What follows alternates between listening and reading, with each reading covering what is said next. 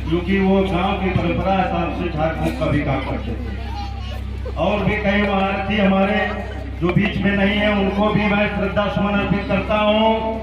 और साथ ही एक छोटी सी विनती आग्रह करता हूँ कि दोनों बड़ी बहनों ने हमारे दिन रात हमारे दुख और सुख में हमारा निरंतर साथ दिया है। उन्होंने कभी हमको अपने दामन से अलग नहीं होने दिया। साथ ही हमने आग्रह रखा कि हमारे गांव की 3 प्रमुख सड़कें तीनों खराब है, जिसको हमें कहने में बड़ा गर्व और विश्वास हो रहा है कि एक विधायिका माननीय श्रीमती सरोजपुरी जी ने, आप देख रहे हैं कि 100 मीटर आरसीसी 450 मीटर डामरीकरण का निर्माण कार्य शुरू है, जो पाणे बाबा के यहाँ से शुरू होता है और गांव बाहर तक 100 मीटर 125 मीटर आरसीसी और 450 मीटर पुल का डामरीकरण का कार्य माननीय विधायिका जी के सहयोग से प्राप्त हो रहा है। इसके लिए इसी के साथ में माननीय कानपुर की जिला अध्यक्ष बहन स्वप्निल वरुण जी, क्योंकि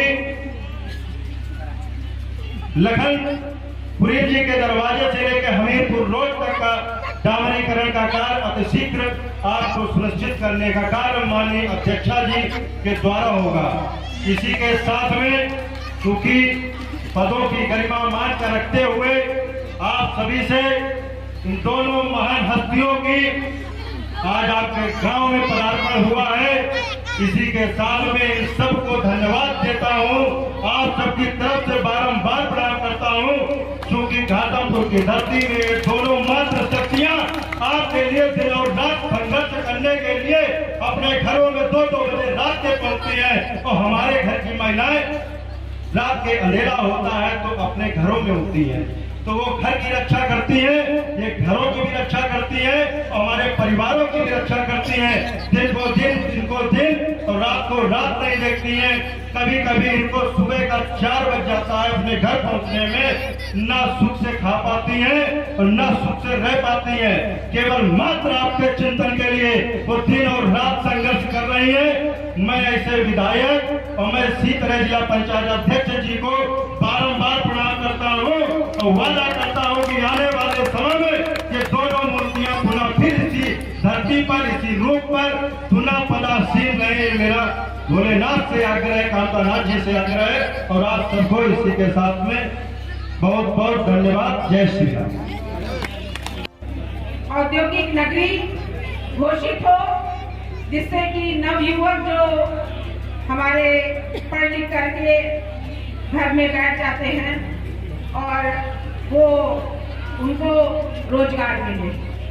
दूसरा, बहुत सारी ऐसी चीजें हैं, अभी बता दूंगी तो फिर आगे बताने के लिए क्या रहेगा, थोड़ा सा सस्पेंस रहना चाहिए।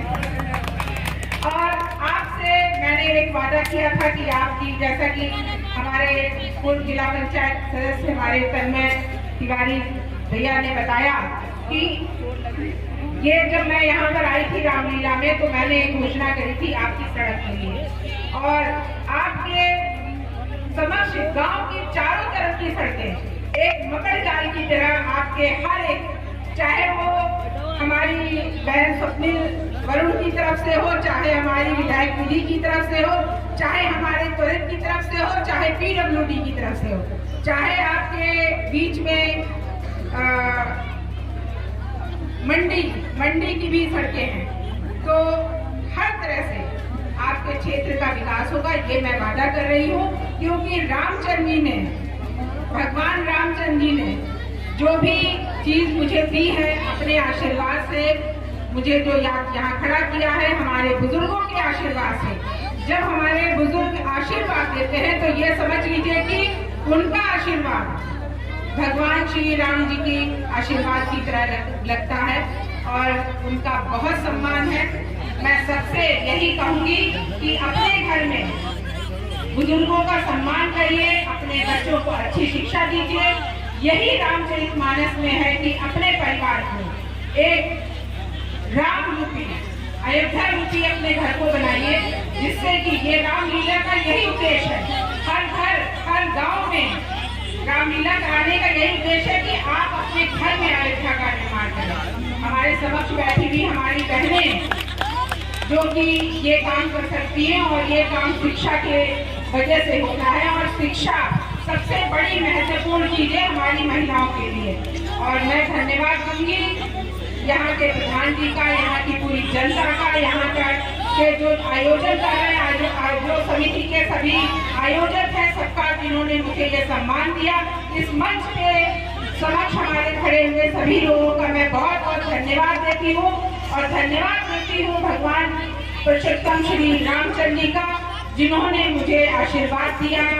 और मैं अपनी वाणी को विराम करती हूँ। जय श्री राम, जय हिंद, जय भारत। राजू साहू जी, पौवा सिंह जी और चंद्रभान परिहार जी हमारे बीच में, अखिलेश शुक्ला जी हमारे साथ में चलने वाले, हमारे भाई मनीष तिवारी जी, ओम जी मिश्रा जी हमारे बीच में, अतुल त्रिवेदी जी, श्यामू भैया और बहुत सारे यहाँ पर जो लोग छूट गए हैं उनको भी मैं प्रणाम करती हूँ।